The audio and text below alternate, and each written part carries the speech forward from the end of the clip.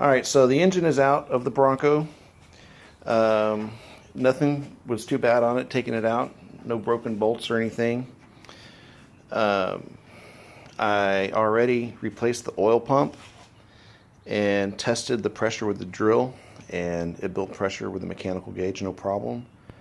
So it has oil pressure. Everything looks good there. So I'm thinking right now I'm just going to try to focus on replacing anything that's leaking and visibly bad, which isn't too much.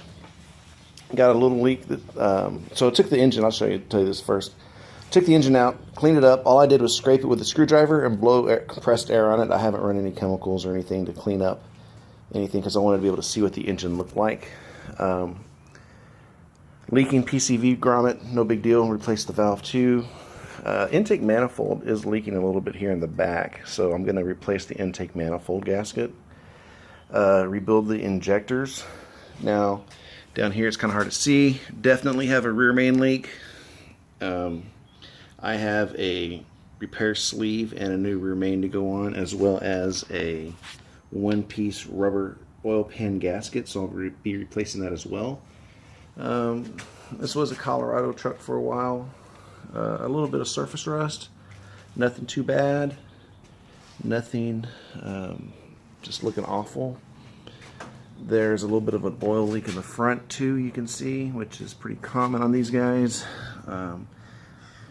Leaking out of the oil pressure, leaking out of the oil pan all the way around.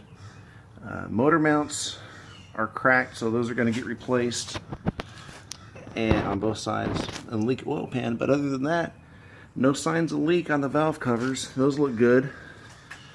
Water pump, no signs of leaking there. Not going to fool with that. Probably replace the thermostat while I have that off, but I'm not really into replacing too many things while I'm at it. I try to keep it what needs to be done. Took out a couple of bolts of the exhaust manifold. Nothing broke there. Previous owner did have new oxygen sensors installed, so that's cool. Those won't need to be done. So that's where I am right now. See what I can take apart and see if we can get this engine to work.